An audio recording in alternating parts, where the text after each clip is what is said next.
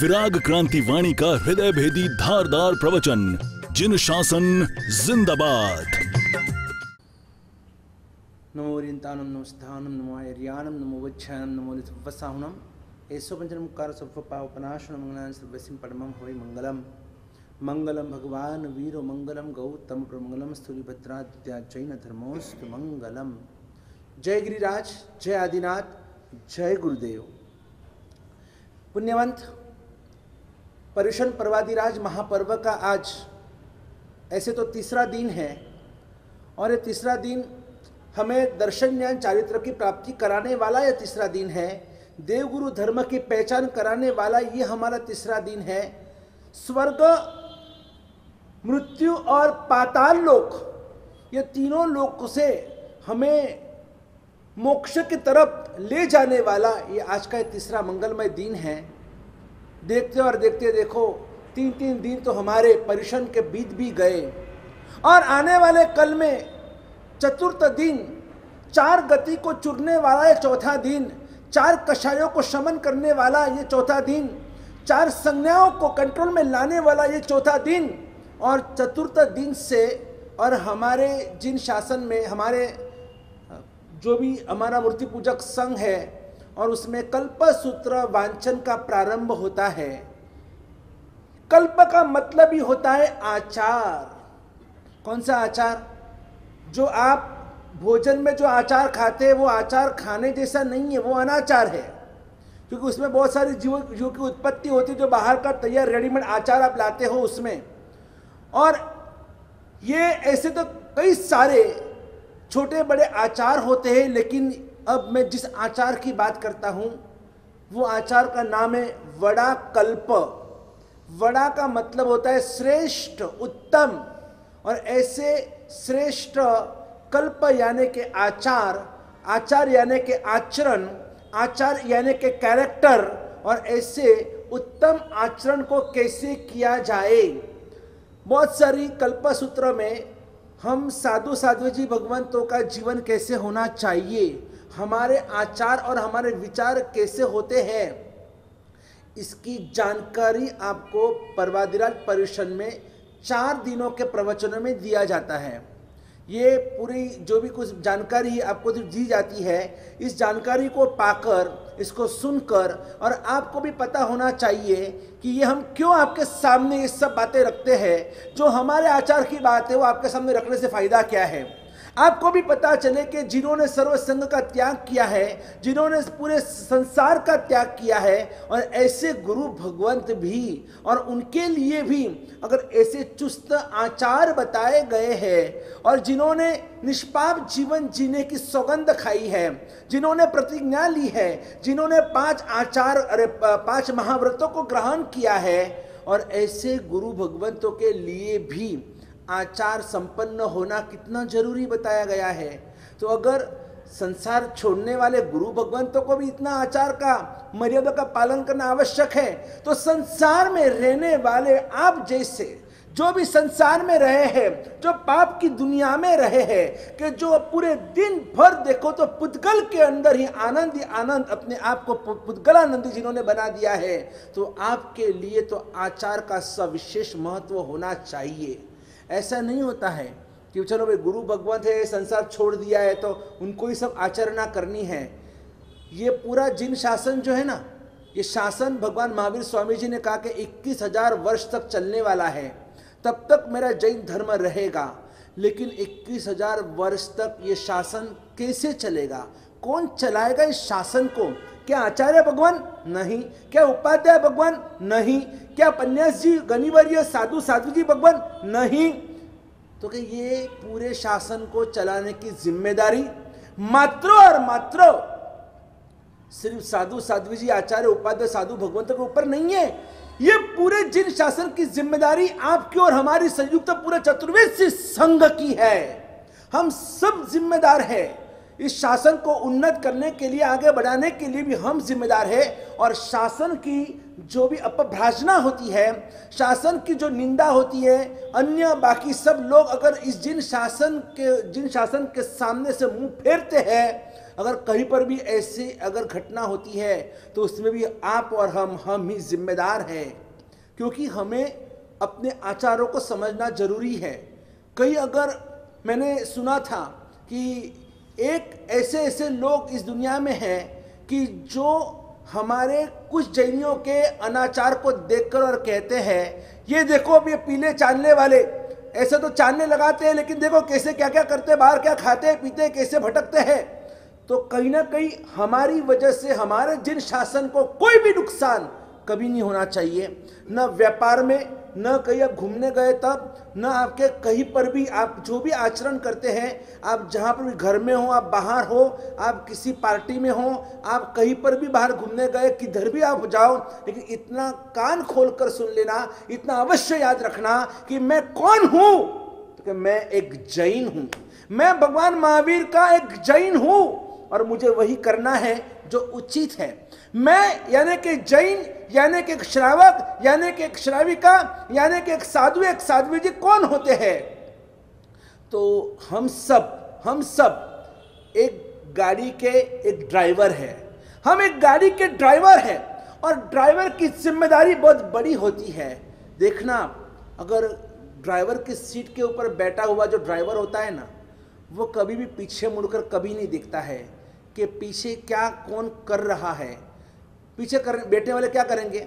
या तो बातें करेंगे, या तो खाएंगे पिएंगे, या तो नींद निकालेंगे, या तो गेम खेलेंगे, या तो वीडियो कोच है तो वो टीवी या कोई पिक्चर देखेंगे, या तो कोई नाचेंगे झूमेंगे। कॉलेजियंस होते हैं तो यानी तरह तरह की लोग चेष्टा करते रहते हैं। लेकिन वो जो ड्राइवर के सीट के ऊपर बैठा वो जो ड्राइवर होता है, वो ड्राइवर कभी भी पीछे मुड़कर देखता नहीं है कि पीछे वाले क्या करते हैं। उसकी नज़र स्ट्रेट फॉरवर्ड होती है कि मुझे इस गाड़ी को सही सलामत मुझे मुकाम तक पहुंचानी है, और इसीलिए उसकी दृष्टि बिल्कुल सामने होती है। वो कभी ये नहीं सोचता है कि बाजू वाले पीछे वाले अगर वो नाचते तो मैं क्यों नहीं नाचूं, वो अगर सो रहे तो मैं क्यों ना सोऊं, वो अगर खाते पीते मजा मस्ती कर रहे तो मैं भी क्यों ना करूं, वो टीवी देखते तो मैं भी एक स्क्रीन सामने रखूं, गाड़ी चलाते मैं भी टीवी पिक्चर देखते रहूंगा। नहीं, वो ऐसा नहीं कर सकता है। और अगर वो पीछे वाले का आचरण करने जाएगा तो क्या होगा?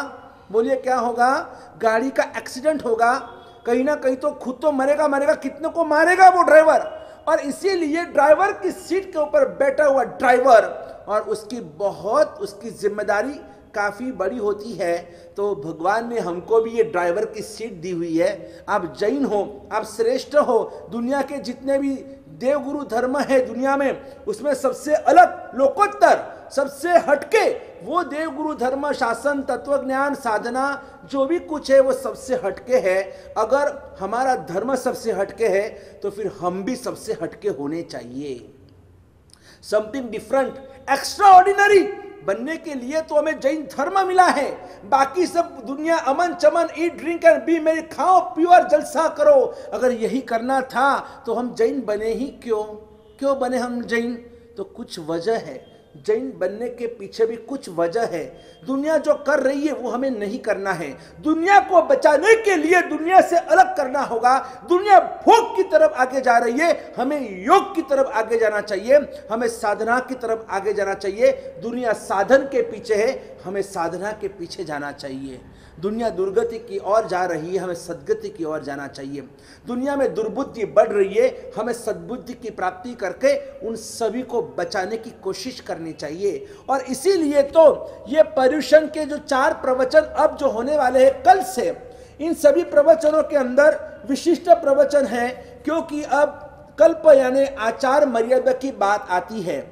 एक दिन के ऐसे तो 2 प्रवचन होते हैं, और अभी देखो पर्युषण के 3 दिन तो हो गए, 8 दिन के पर्युषण होते हैं, 3 दिन तो बीत गए। अष्टानिका के 3 प्रवचन, पहले दिन हमने 5 जो पर्युषण के जो 5 कर्तव्य होते हैं उस कर्तव्य की बात की। फिर दूसरे दिन 11 वार्षिक कर्तव्य की बात आती है। दूसरे और तीसरे दिन का प्रवचन उस वार्षिक कर्तव्य के ऊपर होता है। और फिर चौथे दिन से लगाकर 4, 5, 6 और 7 दिन तक के जो प्रवचन, रोज 2-2 प्रवचन होते हैं। और उन प्रवचनों के अंदर 8 प्रवचनों में सब तीर्थंकर परमात्मा का चरित्र, स्थवीरावली, साधु साध्वी जी के आचारों का वर्णन, ये सब कुछ उसमें आता है। कल्पसूत्र कितना महान है और 8वां दिन तो संवत्सरी का होता है।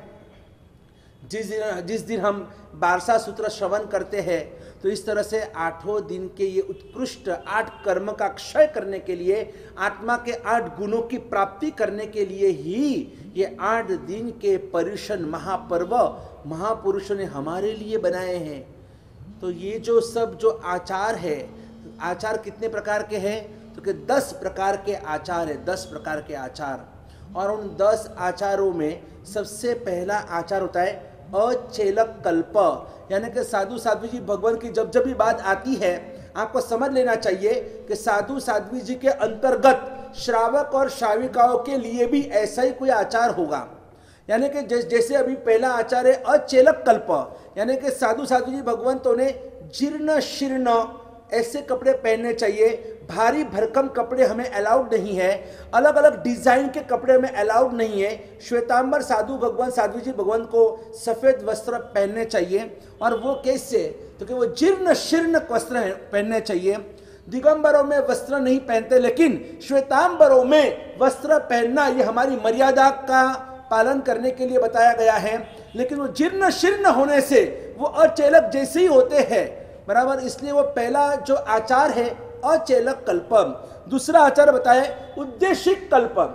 उद्देशिक कल्प का मतलब होता है कि जिस गुरु भगवंत के लिए या कोई भी गुरु भगवंत के लिए अगर कोई दूषित गोचरी या पानी बनाया गया है, तो वो और कोई भी समुदाय के गज के गुरु भगवंतों को भी वो गोचरी पानी बोरना नहीं चाहिए, क्योंकि वो किसी ना किसी गुरु भगवंत के लिए अगर आपने आहार बनाया है, अगर आपने पानी बनाया है, उबाला हुआ पानी, लेकिन वो आपने गुरु भगवंतों के उद्देश्य से बनाया है, तो वो और कोई गुरु भगवंतों को भी नहीं चलता है। आधा कर्मी गोचरी वोरानी नहीं चाहिए। अगर ठीक है कोई गुरु भगवंत बीमार है, ग्लान है, वृद्ध है, वयावची है, और किसी विशेष कारण से अगर वो गोचरी आधा कर्मी यानी स्पेशल गोचरी अगर आप बनाते हो, तो वो बात अलग है। जैसे कोरोना का अभी प्रकोप चल रहा है, गुरु भगवान बाहर गोचरी ओरने जाते हैं तो उन्हें भी कोरोना का प्रकोप हो सकता है, और इसलिए उनको बचाने के लिए, उनकी सुरक्षा के लिए, या कोई बीमार है, किसी को ऑपरेशन हुआ है, किसी को कोई प्रॉब्लम है, और अगर आप स्पेशल गोचरी लेकर जाते हैं या उड़ाते हैं, वो बात अलग है। लेकिन बाकी नहीं तो ये आचार है कि आपको निर्दोष गोचरी और पानी की भक्ति करनी चाहिए। नंबर 3 शय्यातर कल्प। शय्यातर कल्प का मतलब होता है जहां पर गुरु भगवान रात्रि को शयन करते हैं, दूसरे दिन पूरे दिन में उस जिसकी शैया यानी जो जगह होती है शय्यातर, शैया जहां हमने की है, हम जहां पर हमने संथारा किया है, जहां हम सो गए, तो उस वो जगह का जो मालिक होता है और उस मालिक के घर की गोचरी पानी वगैरह दूसरे दिन पूरे दिन में हम गोचरी वापर नहीं सकते हैं, क्योंकि उन्होंने बहुत बड़ा पुण्य का काम किया है। रोटला तो कहीं पर भी मिल जाएगा, ओटला देने वाला, ओटला जगह देने वाला, वो भी बहुत बड़ा पुण्यशाली होता है। और जिस दिन हम उनका घर शय्यातर करते धारते हैं कि आज इनके घर की गोचरी पानी बंद, ये शय्यातर का घर है, तो उस व्यक्ति को हम पूरे दिन में जो भी हम साधना करते उसका 6ठा भाग का पुण्य उस व्यक्ति को प्राप्त होता है। यह है शय्यातर कल्प। चौथा कल्प है राजपिंड कल्प, यानी कि राजा हो, मंत्री हो, कोई मिनिस्टर हो, यानी ऐसे बड़े बड़े लोगों के वहाँ पर गोचरी वोरने नहीं जाना चाहिए। भिक्षा के लिए हमारे लिए वर्ज कहा गया है। फिर है 5वां है कृति कर्म कल्प। कृति कर्म का मतलब होता है वंदन व्यवहार, यानी कि दीक्षा पर्याय में जो बड़े हैं तो छोटों ने उनको वंदन करना चाहिए, भले फिर वो 8 साल के बाल मुनि क्यों न हो, और उनकी दीक्षा पहले हुई है, और उसके पश्चात अगर किसी समझो बाद में कोई 50 साल की उम्र वाले ने दीक्षा ली है, तो भी वो बाल मुनि दीक्षा में बड़े हैं तो बड़े हैं। इसलिए वो उम्र में छोटे होते हुए भी जो उम्र में बड़े लेकिन दीक्षा उन्होंने बाद में ली है, और उम्र में छोटे लेकिन दीक्षा पहले ली हुई है, तो भी वो उम्र में जो बड़े वो छोटे को भी वंदन करेंगे। 100 साल के दीक्षित साध्वी जी भगवान भी 1 दिन के दीक्षित बाल मुनि को भी वंदन करेंगे। ये कृति कर्म कल्प है। इस तरह से हमारे यहाँ पर मर्यादा बताई गई है। नंबर 6 व्रत कल्प। हमारे गुरु भगवंतों को 5 महाव्रत दिए जाते हैं, और 6ठा रात्रि भोजन विरमन व्रत। इस तरह से हमारे में 5 महाव्रत और छठा रात्रि में व्रत, ये 6 व्रत निश्चित रूप से होते हैं। बीच बीच में जो भी तीर्थंकर हो गए, पहले और लास्ट दोनों तीर्थंकर के साधु साधु श्रावक श्राविका के लिए सब वर्णन किया गया है। बीच के जो 22 तीर्थंकर परमात्मा है, जो समझ लो आप अजितनाथ से पार्श्वनाथ भगवान तक, उनके लिए आचारों में भिन्नता है। वो आपको डिटेल्स के अंदर रोज सुबह के प्रवचन में सुनने को मिलेगा, लेकिन मैं आपको शॉर्ट में ये सब पूरी समरी कल के लिए आप क्या सुनने वाले हैं, मैं आपको समरी एक दिन पहले मैं आपको सुना रहा हूं, ताकि आपको वो दूसरे दिन के प्रवचन सुनने में आपको बड़ा आनंद आएगा। और साथ में ये जो 7वां कल्प है, ज्येष्ठ कल्प, ज्येष्ठ कल्प का मतलब होता है कि जब देखो हमारे में 2 दीक्षा होती है, एक दीक्षा कच्ची दीक्षा कहते हैं और एक सच्ची दीक्षा यानी कि बड़ी दीक्षा कहते हैं। जैसे आप में एंगेजमेंट और शादी होती है, वैसे हमारे में भी छोटी दीक्षा बड़ी दीक्षा होती है। अगर कोई किसी ने दीक्षा ली और दीक्षा लेने के बाद हो सकता है कि उसको बराबर सूट नहीं हुआ, ना तो गुरु भगवान को ना तो उसे स्वयं को, तो फिर उसे घर पे जाने की अनुमति दी जाती है। लेकिन एक बार बड़ी दीक्षा होने के बाद फिर आप घर नहीं छोड़ सकते, वो दीक्षा छोड़ नहीं सकते हैं। इस तरह से ये आचार मर्यादा है, यानी कि जब से हमारा दीक्षा पर्याय की जो हमारी दीक्षा पर्याय की जो गिनती है वो बड़ी दीक्षा से होती है। छोटी दीक्षा होने के बाद समझो महीना 2 महीना निकल गया, उसके बाद बड़ी दीक्षा हुई, तो बड़ी दीक्षा से ही हमारा दीक्षा पर्याय गिना जाता है। ये हमारा 7वां कल्प है। 8वां प्रतिक्रमण कल्प कि हम जो भी भगवान महावीर के साधु साध्वी श्रावक श्राविका है, हमारे लिए 5 प्रतिक्रमण होते हैं। 5 प्रतिक्रमण यानी देवसी प्रतिक्रमण, राई प्रतिक्रमण, पक्की प्रतिक्रमण, चौमासी और संवत्सरी प्रतिक्रमण। तो ये आगे के जो आचार है। 9वां है मास कल्प, महीने महीने तक आप एक जगह पर रुक सकते हैं। शेष काल में चातुर्मास में 4 महीने रुकना चाहिए। इस तरह से ये मास कल्प होता है। और 10वां है पर्युषणा कल्प। पर्युषण जो बाकी के तीर्थंकरों में निश्चित नहीं होता है, लेकिन भगवान महावीर के समय में ये पर्युषणा कल्प निश्चित होते हैं कि हमको करना ही चाहिए। तो ऐसे पर्युषण पर्व की बहुत सुंदर आराधना हम करते रहेंगे और भी डिटेल्स में हम उसको जानेंगे कैसे हम इन आचारों का पालन कर सकते हैं। जय गिरिराज, जय आदिनाथ, जय गुरुदेव। बोलो श्रवण भगवान महावीर स्वामी भगवान की जय हो। बोलो वर्तमान गच्छाधिपति आचरण दौलत सागर श्री शिवजी महाराज की जय हो।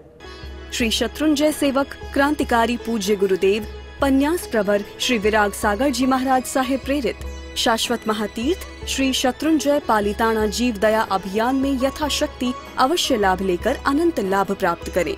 Account details: Vishwa Raksha charitable trust, bank Axis bank, account number 91600006305833, IFSC code UTIB 0002863, PAN card number AACTV 1110A, ATG available.